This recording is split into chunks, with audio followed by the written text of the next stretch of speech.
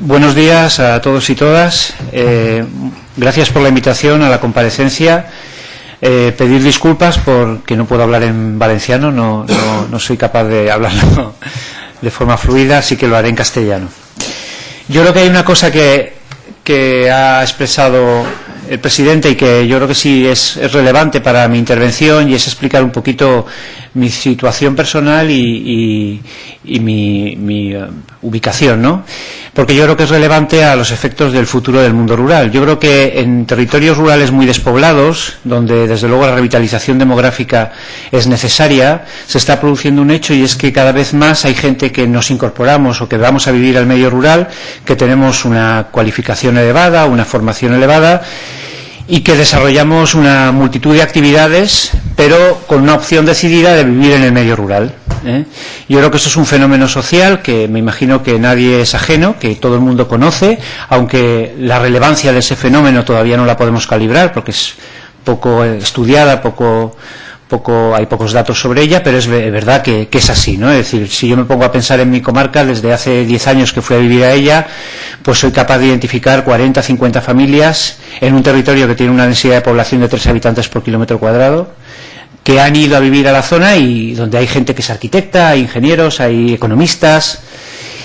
Y yo creo que hay una cuestión importante ahí, y es que además de cada uno de nosotros y nosotras tener nuestras propias profesiones y desarrollar nuestra actividad profesional en ese ámbito, donde yo la desarrollo como experto en políticas agrarias, pues sí que entendimos desde el principio que era necesario recuperar la producción agraria, que hay un elemento esencial dentro del mundo rural, que es la producción agrícola y ganadera, y que era necesario revitalizar y recuperarla. Y es curioso cómo todas estas personas, además de desarrollar su propia actividad profesional, pues también han ido iniciando experiencias productivas que van encaminadas hacia otro modelo diferente al que domina en este momento el sistema alimentario. En mi caso, tengo una granja de pollos ecológico, una granja de pollos pequeña que produce al año 1.500-2.000 pollos en ecológico. El sistema de producción ecológica de pollos es un sistema de rotación a través de parques donde el animal tiene que pastar, por supuesto en terreno libre, donde luego por la noche se le encierra, lógicamente, porque además en mi zona hay mucha fauna salvaje, y donde el porcentaje mayor de alimentación que recibe el ganado es del pasto que consume, y luego pues en torno a un 40% de pienso, que tiene que ser lógicamente ecológico, un pienso elaborado a partir de cereales y leguminosas fundamentalmente. Cuando nosotros montamos la granja de pollos, en Castilla y León no había ninguna granja de pollos ecológica. En este momento somos 7 granjas de pollos ecológicas en Castilla y León. 5 de las cuales, entre las que está la mía o la nuestra, estamos integrados dentro de un matadero que es nuestro también en propiedad y que está ubicado en el municipio de Amayuelas de Abajo.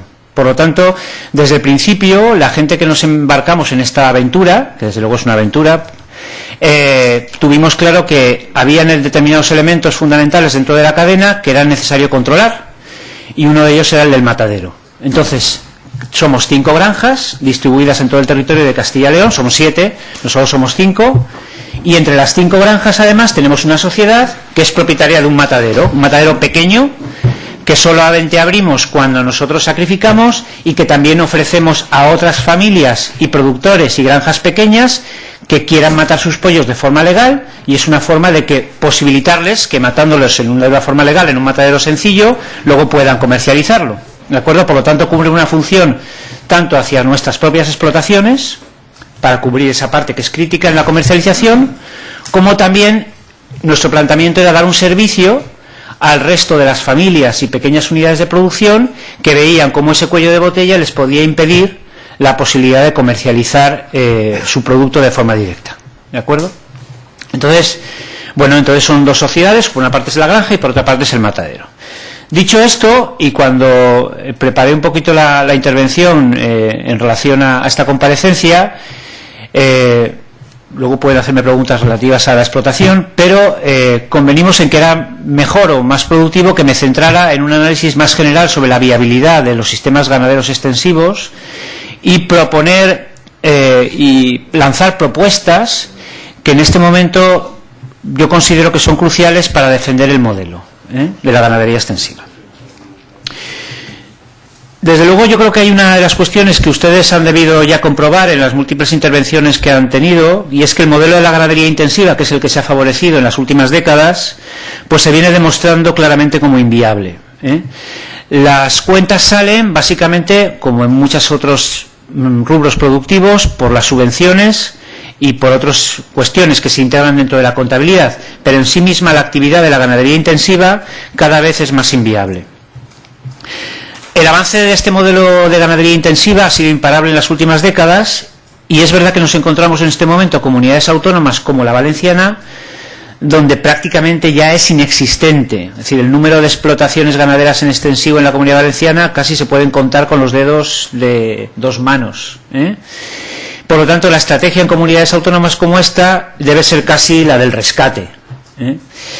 Yo creo que hay también cuestiones que son necesarios incorporar al debate y que tienen que ver con que cuando hablamos de la ganadería extensiva estamos hablando de que existen una gran cantidad de modelos de manejo del ganado que van desde el pastoreo puro hasta el último modelo de las macrogranjas, que se está instalando en muchas partes del mundo, también en nuestro estado, como luego citaré, y que pasan por el pastoreo, la ganadería extensiva, la semiextensiva, la semi-intensiva, la intensiva y la macrogranja. Es decir, no es un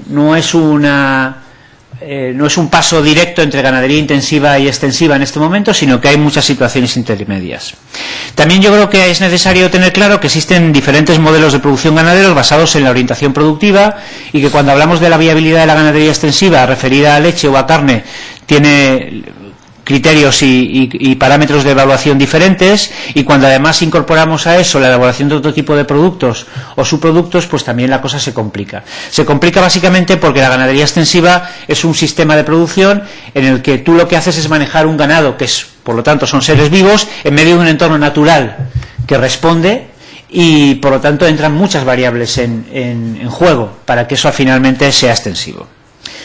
Bueno, pues ahí tienen algunas imágenes. Me voy a fijar en la de arriba del círculo, porque ese es el modelo de macrogranja lechera al que se está tendiendo cada vez mayoritariamente en el mundo. Viene importado de países como Nueva Zelanda y Australia, pero que en este momento en el Estado hay la amenaza de la instalación de una macrogranja lechera en Soria, que reuniría a 20.000 vacas, cabezas de ganado, 20.000. Eso significa que esas 20.000 cabezas de ganado en una sola granja, que daría trabajo como para unas 100 personas aproximadamente, absorbería y se cargaría la producción de otras 700 pequeñas unidades productivas de ganado de leche, tanto de Castilla y León como de Navarra, Asturias, Cantabria, porque básicamente eso sería imparable. Bueno, yo creo que una de las cuestiones que me interesaba trasladar a la comparecencia era el tema de la viabilidad, ¿no? Y cómo empezamos a abordar ese tema de la viabilidad de la ganadería extensiva para poder poner remedio en ese sentido, ¿no?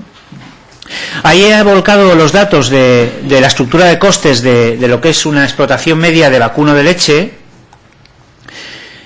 Esto es un estudio que hicimos en el año 2015. Son datos referidos al 2014 para el gobierno vasco, y se refería precisamente a la viabilidad de explotaciones de vacuno de leche en el País Vasco, y coincidió con la crisis del sector lácteo. Vale. Bueno, pues si se fijan, he marcado ahí en rojo unas cifras, que es la renta por UTH familiar, y ahí tiene una serie de columnas que es 2003, 2005, 2007, 2014. Bueno, en el 2003 la renta por UTH era 397 euros vaca año, y en el 2014 era de 324 euros vaca año. Por lo tanto, del 2003 al 2014, en 11 años, no solamente no ha crecido, sino que ha disminuido la renta media.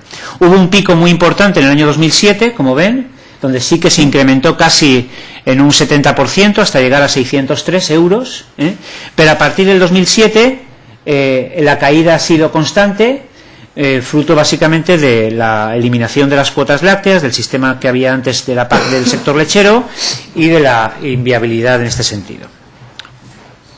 Bueno, frente a frente a este panorama económico, que es el de una explotación media de vacuno de leche en el País Vasco, que es un modelo básicamente intensivo, el vacuno de leche en el País Vasco es prácticamente intensivo, es decir, las tierras se manejan únicamente para lo que es el manejo de los purines, pero el ganado no pasta, son granjas de un tamaño medio pequeño, pero estabuladas. Nosotros estamos defendiendo otro modelo, que es el del modelo del productor-productora, transformador-comercializador, es decir, un modelo basado en la ganadería extensiva, pero donde el productor o la productora también trata de transformar su propio producto y trata de incidir en la cadena de comercialización o bien comercializar directamente. La defensa del modelo de productor, transformador, comercializador no es exclusiva del sector de la ganadería, sino que las está trasladando a prácticamente todos los sectores, y me imagino que ustedes en esta comisión ya habrán debatido sobre ello. Es decir, es una tendencia social de una parte del sector frente al modelo intensivo que se nos viene imponiendo. Yo creo que cuando hablamos de ganadería extensiva y de la necesidad de defender la ganadería extensiva, estamos además diciendo que la función de la ganadería extensiva en este momento no es únicamente la producción de alimentos de calidad o saludables, sino que además aporta una gran cantidad de cuestiones que en este momento no son valoradas, no están siendo tomadas en consideración y que son muy importantes para poder abordar las políticas adecuadas para la defensa de la ganadería extensiva. La ganadería extensiva cumple un papel de vertebración económico, social y ecológica en el territorio rural fundamental, más allá de ser una unidad económica productiva en el sector agrario y en algunas zonas de España casi las únicas que existen en los pueblos pequeños. Además tiene una función de vertebración económico, social y ecológica fundamental. Aporta alimentos básicos como leche y carne, aporta alimentos elaborados de alto valor cultural y gastronómico como quesos, yogures, mantequillas, etcétera. Aporta valores ambientales imprescindibles, que están centrados básicamente en el manejo de los ecosistemas naturales, contribuye a mantener y enriquecer la biodiversidad, además contribuye a otros factores como es la prevención de incendios forestales, y además el mantenimiento de los pastos es fundamental para abordar el tema de los sumideros de carbono. Yo creo que la siguiente persona que va a comparecer se centrará más en este tema, pero cuando hablamos de la defensa de la ganadería extensiva no podemos centrarnos exclusivamente en un análisis económico de su viabilidad, sino que tenemos que empezar a ver de forma imprescindible todo lo que aporta a la sociedad y que son retos fundamentales. Repito, alimentos básicos, alimentos elaborados con alto valor cultural y gastronómico, manejo de ecosistemas naturales, enriquecer la biodiversidad, prevención de incendios forestales y sumidero de carbono. Por lo tanto, una política agraria que decida poner en marcha medidas para defender la ganadería extensiva tiene que estar pensando en esto. Es evidente que la viabilidad va a ser esencial para que las unidades productivas se mantengan en el territorio. Si no hay viabilidad, poco a poco irán desapareciendo. Pero cualquier medida de política ganadera o política agraria tiene que estar pensando en estos aportes. Vamos a ir poco a poco abordando una serie de cuestiones de cara a esas medidas de política que necesitamos. La primera necesidad, y aunque parezca muy básica, la necesidad de identificar la ganadería extensiva. En este momento no existen sistemas de censo y registro en España que nos permitan decir claramente cuánta ganadería extensiva hay. No es posible. Es decir, siempre hacemos cálculos aproximados, pero ni el REGA, ni el censo agrario, ni el SIGPAC, ninguno de los tres, que básicamente son los que utilizamos, aportan elementos claros para definir cuánta ganadería extensiva hay en España. Lo único que podemos hacer, y es el sistema que utilizamos prácticamente toda la gente que estamos en estas historias, es hacer una mezcla de los tres y entonces al final calcular tantas unidades de ganado en tanto territorio con una carga ganadera básica de una UGM, por ejemplo en vacuno, por hectárea, que puedes considerar extensivo, y ahí hacer la media, sabiendo que en el sur de España será una realidad y en el norte será otra bastante diferente, y en todo caso corriges algo. Pero es lo único que podemos hacer, tantas cabezas de ganado, tanto territorio manejado por las explotaciones ganaderas, división y un estándar mínimo de una UGM en el caso de vacuno, por ejemplo, por hectárea, ¿vale? Y con ese cálculo nos da, por ejemplo, es el mapa de la ganadería extensiva de vacuno en extensivo en España, y bueno, ya pueden ustedes identificar la Comunidad Valenciana donde está y ver qué poquito azul hay, qué poquito azul hay. Hay alguna por ahí por el norte, pero muy poquito, ¿de acuerdo? Y ese es el del ovino. Ese es el mapa, lo mismo criterio, con una corrección, porque desde luego las UGMs no pueden ser las mismas, pero ese es el mapa del ovino en extensivo en España, y de nuevo pues vuelven a ver la Comunidad Valenciana, cómo está coloreada, y por lo tanto dónde pueden haber ganaderías extensivas. Por lo tanto, la necesidad de identificar la ganadería extensiva y es importante. En este momento todos los sistemas que tenemos en España de registro equiparan por igual ganadería intensiva y extensiva. Por lo tanto, es difícil de partida empezar a señalar criterios para establecer políticas diferenciadas, ¿vale?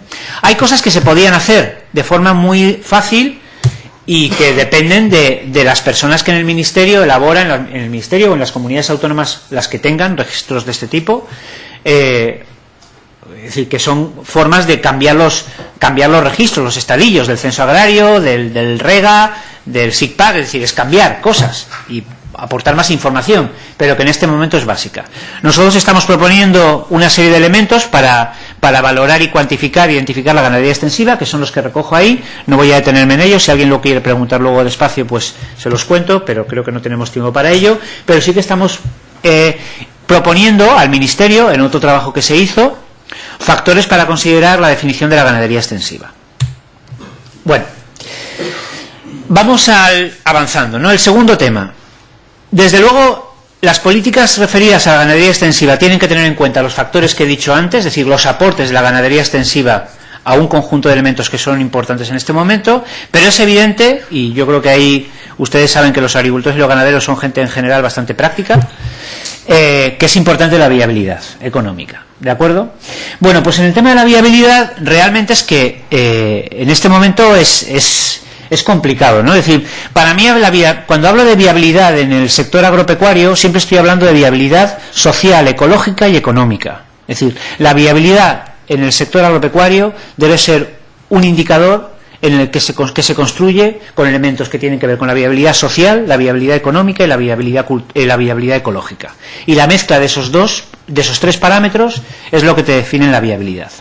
Pero efectivamente hay un elemento que en este momento está marcando la viabilidad, y es el precio de la leche, el precio de la carne, y que ustedes saben que está en caída libre desde hace mucho tiempo. Hay algunos meses que repunta, que suba un poquito, pero luego vuelve a bajar.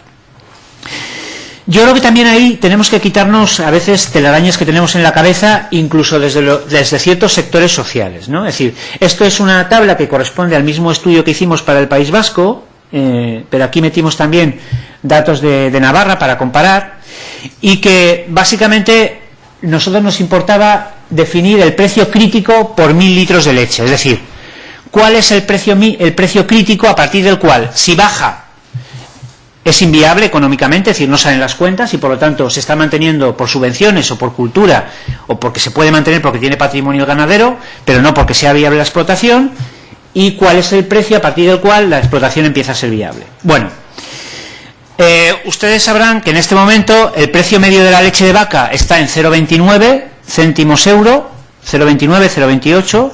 Hay comunidades como en Asturias donde es más alto, que es el 0,31, hay comunidades donde es más bajo, ¿vale?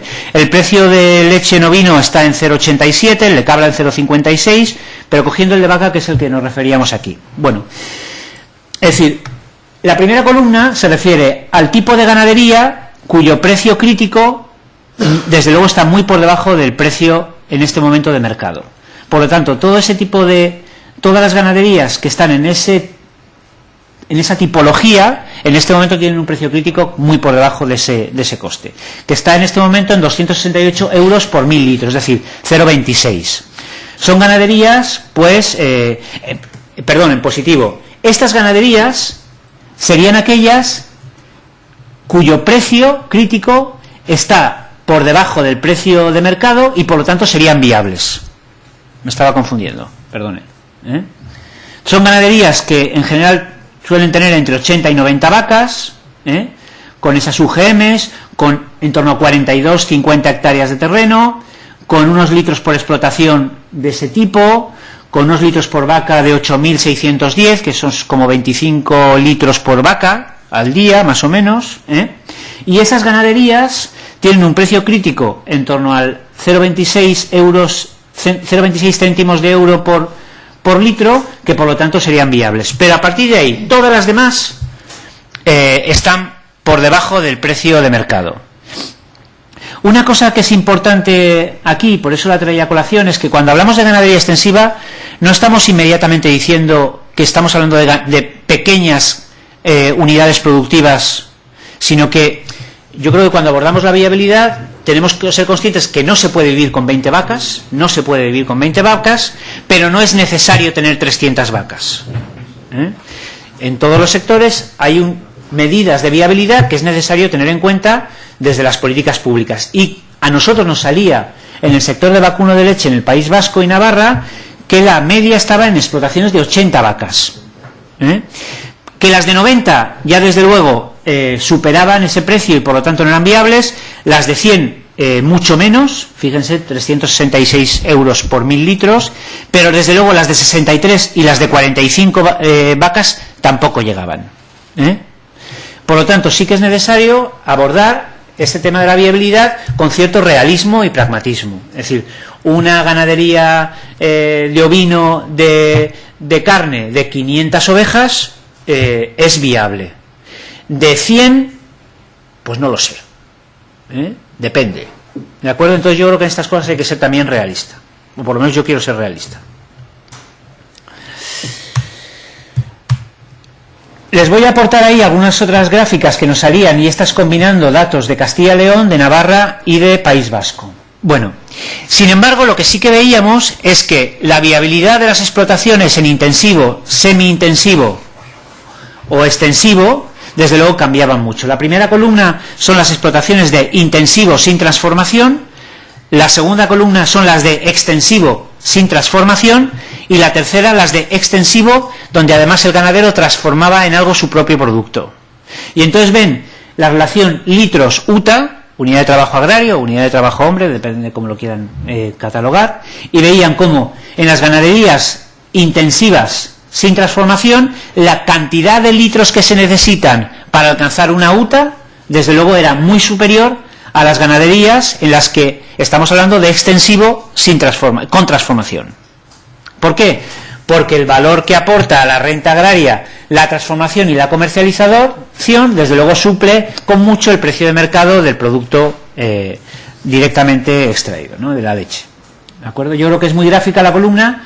Ven, en torno a 1.100.000 litros de leche en vacuno en intensivo sin transformación, y en torno a 250.000 litros en extensivo con transformación, lo que se necesita para cubrir una UTA. ¿De acuerdo? Y estos son los mismos datos calculados de otra manera, margen neto por litro. Y veíamos cómo el intensivo sin transformación, el margen neto por litro es apenas 0,10%, mientras que en extensivo con transformación el margen neto por litro llega casi al 80%. ¿De acuerdo? Y esta última, que quizás es la más importante, es el margen neto por unidad de trabajo agrario, donde de nuevo vuelve a salirte una imagen muy similar. Es decir, las ganaderías extensivas, donde además el ganadero ha introducido la transformación y la comercialización, son mucho más eficientes a nivel económico y mucho más viables. La mayoría de las granjas, en el caso de leche, de vacuno, son ganaderías en intensivo sin transformación. En leche hablaríamos de transformación, cualquier cosa que tuviera que ver desde el embolsado y la venta directa hasta la transformación en queso o yogur o lo que fuera, Pero desde luego yo creo que la imagen son muy evidentes las tres. Es decir, estamos hablando de que si comparamos el modelo de intensivo sin transformación, extensivo sin transformación o extensivo con transformación, claramente es mucho más viable el extensivo con transformación.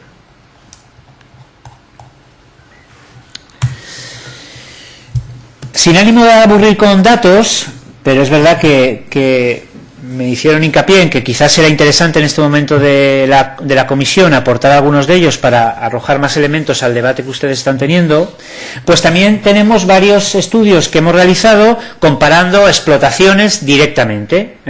Esta es una explotación con 70 vacas, 55 de ordeño, más novillas y secas, cuyo margen neto final está en 33.164 euros. ¿Vale? Los datos son absolutamente fiables porque no solamente los hicimos nosotros, sino que ahí intervino también un servicio de contabilidad que tiene el País Vasco para explotaciones ganaderas que es bastante potente, por lo tanto lo hicimos en común acuerdo entre las dos partes y además con la participación del sindicato agrario DN Vizcaya. Por lo tanto son datos donde además teníamos, bueno, hubo un contraste entre los autores del estudio, el gobierno vasco y DN Vizcaya, ¿vale? En este tipo de explotación, que es la media del País Vasco, pues una media de 70 vacas, el margen neto final son 33.164 euros. Y en este otro, que es el modelo que estamos defendiendo, es un modelo de explotación extensivo totalmente, donde hay vacas, tiene 30 vacas, donde hay ovejas, tiene 200 ovejas, donde además tiene cerdos, hay 25 cerdos, donde además se procesa y transforma la leche de vaca, la leche de oveja, se transforma los cerdos, se vende el producto del cerdo transformado a través de embutidos. Es decir, es una explotación donde, además de ser diversificada, incorpora muy claramente tanto la transformación como la comercialización directa. El margen neto eran 36.600 euros, es decir, puede no ser muy significativo lo superior que supone, son 3.000 euros apenas de diferencia, pero hay una cosa importante, y es que la mano de obra aquí son 107.000 euros al año, mientras que en esta son apenas 5.000 euros. Es decir, el margen neto en la segunda explotación es realmente margen neto, y es realmente margen neto de la explotación, es decir, beneficio de la explotación, mientras que en la segunda los gastos de mano de obra estaban realmente integrados, son 107.000 euros. Eso es lo que cubre realmente los salarios de las personas que trabajan en la explotación. Por lo tanto, este mismo ejercicio, yo les he puesto dos ejemplos, lo hicimos con 20 y tantas explotaciones ganaderas del País Vasco. En todos los casos salía muy similar y se corresponde con las gráficas que les he mostrado antes de ganadería intensiva, extensiva sin transformar y extensiva con transformación. Evidentemente, los datos que se están manejando por parte de una parte importante del sector en este momento es que las ganaderías que han optado por un modelo extensivo y que además introducen elementos de producción y de transformación y comercialización, a la larga son mucho más viables que las ganaderías que están absolutamente incorporadas a un modelo puramente intensivo. Empiezo a aportar algún tipo de medidas que son importantes, que pueden venir bien a la hora de favorecer la ganadería extensiva. La que he nombrado antes de la identificación no es baladí, es importante. Es decir, estamos pidiendo muy seriamente al Ministerio de Agricultura y también en las comunidades autónomas que se cambien los sistemas de contabilización e identificación de la ganadería para separar la extensiva de la intensiva. En este momento eso es importante para poder acometer políticas. Pero vamos a dar un poquito pasos a partir de la parte de viabilidad que he expresado. Hay un tema importante que ustedes conocerán, que es cómo se calculan las UTAs o las UTHs. Ustedes sabrán que tradicionalmente las consejerías de Agricultura han calculado la UTAs o las UTHs en función de simplemente el trabajo destinado en la fase de producción. Y cuando se identifican unas explotaciones como prioritarias o como agricultores a título principal, que son además importantes para luego poder acceder a otro tipo de ayudas, el cómputo de horas que se está teniendo en cuenta es el destinado a la producción. Para poder avanzar en una política de apoyo a la ganadería extensiva en el modelo que estamos defendiendo, es importante que en el cálculo de las UTAs se incorporen tanto el cómputo de las horas de producción como de transformación y de comercialización. Es importantísimo. Es decir, la UTA en pollos ecológico en Castilla y León está en 6.000, ¿vale? Porque solamente me están teniendo en cuenta las horas que yo dedico al trabajo directo de la producción.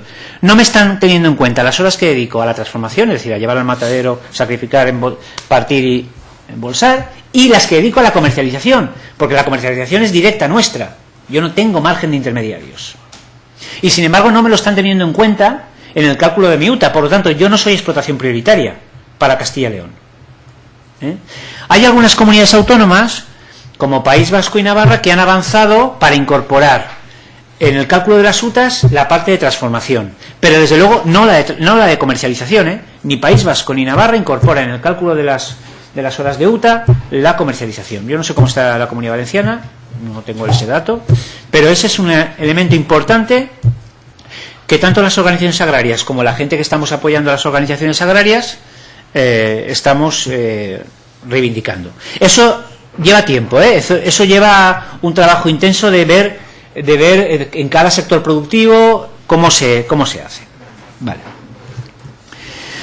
La segunda cuestión que estamos pidiendo, y tiene un carácter absolutamente distinto a esto, es decir, esa tiene importancia porque ustedes saben que el acceso a las ayudas de mejora de estructuras agrarias se hace en función, o los planes de incorporación de jóvenes se hacen en función de que seas explotación prioritaria o agricultura a título principal. Si no alcanzas esa ratio, no tienes acceso a ese tipo de ayudas. Por lo tanto, eso es importante.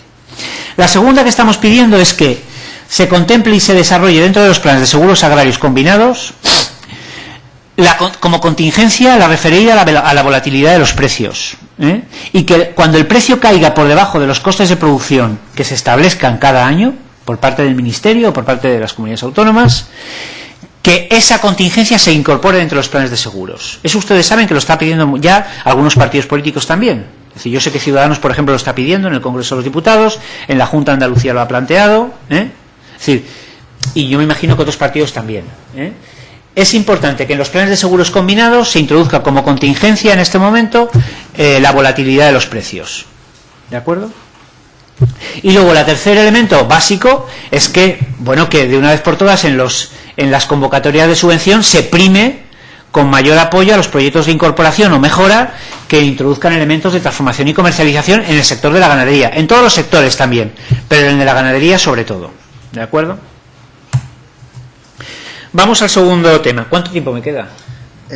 Ahora me dice 5 minutos. Hemos pasado ya 2 minutos, pero vale. Voy a dar... puedes verlo aquí. Vale, venga. Pues voy a acelerar y así dejo. Te voy a dar unos minutos más. El tema de la PAC, y voy a abordar el tema de la PAC porque para la ganadería extensiva tiene mucha relevancia en este momento, ustedes lo saben, y les planteo. Bueno, estas son las dos columnas del modelo extensivo y el modelo intensivo, lo que recibe de media el modelo intensivo y lo que recibe de media el modelo extensivo, de ayudas, ¿vale? Por lo tanto, la cosa está clara, es decir, ¿dónde están yendo fundamentalmente las ayudas de la PAC dentro de la ganadería? Pues fundamentalmente al modelo intensivo, es claro. En este momento nos la estamos jugando con un tema fundamental para la ganadería extensiva, que es el cálculo del coeficiente de admisibilidad de pastos. El cálculo del coeficiente de admisibilidad de pastos, ustedes saben que viene del proceso de desacoplamiento en el sector de la ganadería, cómo se califican de elegibles las parcelas que los ganaderos en extensivo presentan para sus declaraciones de pago único, de pago básico, ¿vale? Y ahí realmente nos han hecho la torta a un pan, desde Bruselas y también desde el Ministerio, y también las comunidades autónomas que han entrado al trapo. El resultado es que al final hemos aplicado criterios de cobertura de pastos tipo pastos atlánticos o norte y centroeuropeos, y nos hemos olvidado de los pastos leñosos, los pastos arbustivos y los ecosistemas mediterráneos. Y el resultado de eso es que estamos penalizando a la ganadería extensiva en todos los ecosistemas mediterráneos. El primer argumento que utiliza Bruselas es que Bruselas y el Ministerio, y el FEGA, que esto es una cosa curiosa. El primer argumento que utiliza es que la energía metabolizada en los pastos leñosos es inferior a los pastos herbáceos del norte o de la zona atlántica. Pero sin embargo los datos de la Sociedad Española de Pastos, del grupo de pastos de la Comisión de la Dirección General de Agricultura, demuestran lo contrario. Es decir, cuando hay una cobertura arbórea, en función de eso que tienen ahí, al final la energía metabolizada, ustedes ven cómo va subiendo. Es decir, no solamente estamos contemplando el pasto que hay debajo de los árboles, sino también las bellotas u otro tipo de productos que hay en los árboles y también los ramones. Y por lo tanto, al final la energía metabolizada es mucho más alta. Cuando hablamos de la Comunidad Valenciana estamos hablando de dos tipos de ecosistemas básicos para abordar el tema del coeficiente de admisibilidad de pasto. Estamos hablando del bosque pastable de Pino Carrasco, y ustedes ven ahí donde está ubicado, Comunidad Valenciana, ¿vale? Y estamos hablando de lo que es el matorral mediterráneo, ¿vale? Los coscojales litorales o matorral mediterráneo, y ven ustedes ahí donde está situado. Y ese es el cálculo del coeficiente de admisibilidad de pastos que se está utilizando en este momento. Es decir, el cálculo del coeficiente de admisibilidad de pastos se hace, como ustedes saben, sobre una foto que se desarrolla a partir del SIGPA, y en función de cómo sea la cobertura arbórea de la parcela, te empiezan a quitar elegibilidad del pasto. El resultado es que en este momento prácticamente todas las ganaderías extensivas, realmente extensivas en España, están siendo penalizadas en torno a un 40-60% sobre sus parcelas elegibles. Por lo tanto, han reducido su percepción de ayudas de la PAC en un 40-60%, cuando paradójicamente sería el modelo ganadero que la política agraria comunitaria sostenible quiere defender. Y estamos al final primando a la ganadería intensiva. ¿De acuerdo? Hay otro elemento importante, y es que tanto la Sociedad Española de Pastos como el grupo consultivo que hay de pastos en la DG Agri reconocen que hay determinados ecosistemas naturales altamente protegidos, de alto valor ecológico, cuya persistencia depende directamente del manejo de la ganadería extensiva. Y además, la estrategia de la Red Natura 2000, el plan operativo de la Red Natura 2000, el plan de gestión de la Red Natura 2000, el decreto de la Natura 2000 los identifica. Y los identifica, y ahí aparecen situados en manchas verdes claritas, verdes oscuras, son diferentes tipos, cuáles son los ecosistemas dependientes de la ganadería extensiva. Es decir, que si no hay ganadería extensiva, ese ecosistema se va a perder. Y la Unión Europea, en principio, favorecería que toda la ganadería extensiva que está ubicado en esas zonas de la Red Natura 2000 fueran privilegiadas. Pero, sin embargo, estamos aplicando la PAC en sentido contrario, como he dicho.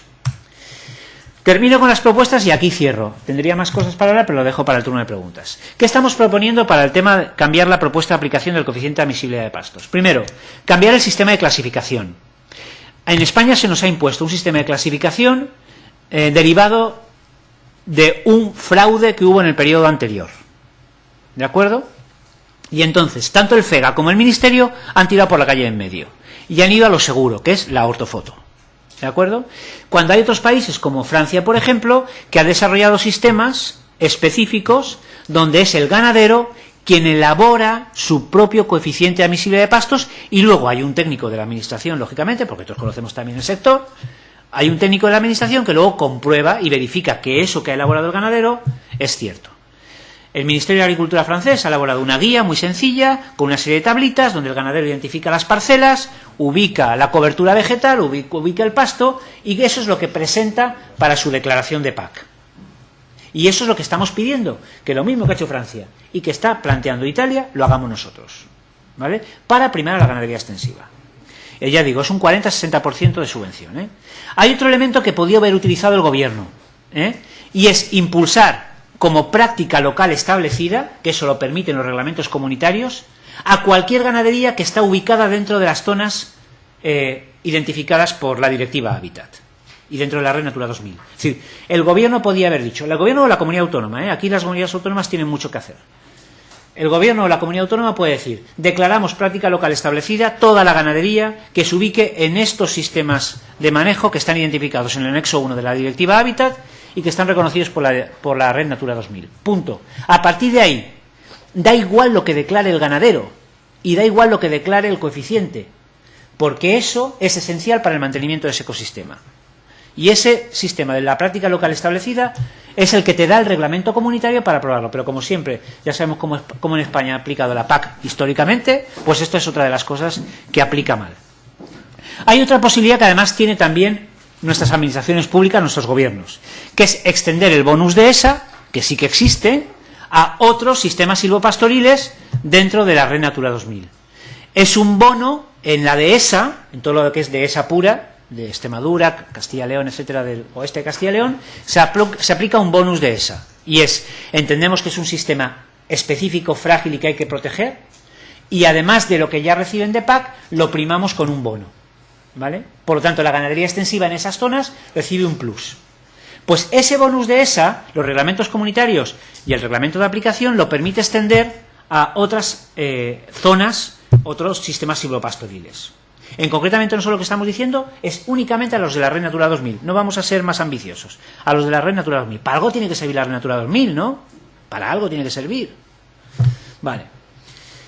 El cuarto elemento, desarrollar el contrato territorial de explotación. Ustedes saben que el contrato territorial de explotación era un instrumento que estaba previsto en el Real Decreto 1336 de 2011, que desarrollaba la ley de desarrollo sostenible del medio rural. La ley de desarrollo sostenible del medio rural incluía un instrumento que era el contrato territorial de explotación. Un contrato donde la sociedad pacta con un agricultor o un ganadero que preserva el territorio, que gestiona el territorio, y tú por eso llegas a un acuerdo con él donde él tiene que hacer ciertas cosas y tú además le apoyas en ese trabajo de conservación. Ese instrumento del contrato territorial de explotación, que está en la Ley 4507 de Desarrollo Sostenible del Medio Rural, está luego desarrollado por un Real Decreto, el 1336, que nunca se ha llegado a aplicar. Nunca se ha llegado a aplicar. Y el último que estamos proponiendo es que los pastos sean considerados dentro o calificados como sumideros de carbono dentro de lo que es en este momento el Fondo Nacional de Reserva de Derechos de Carbono. Saben que dentro del Ministerio de Agricultura se está configurando una cosa que es un Fondo Nacional de Reserva, eso viene de los acuerdos de cambio climático, y el pasto se ha quedado fuera. Estamos pidiendo que el pasto se incorpore como sumidero de carbono y que, por lo tanto, con la conservación de pastos en buen estado sea tenido en cuenta. Me voy a quedar aquí porque me he ido bastante el tiempo y tenía otras cosas que tenían que ver con la cadena alimentaria, con el paquete higiénico-sanitario, pero evidentemente no me ha dado tiempo. Muchas gracias. Seguro que en el turno de preguntas surgen las dudas y las puedes poner. Como ves, he sido bastante flexible con el tiempo, pero creo que era muy interesante la visión técnica que nos ha aportado y que es novedosa en esta comisión después de las experiencias personales que hemos tenido. Pues ahora passaríem al torn de preguntes i passaríem al grup parlamentari Podem i per un temps màxim de 4 minuts té la paraula la il·lustre diputada Beatriz Gascó. Gràcies, president. Bon dia, senyories.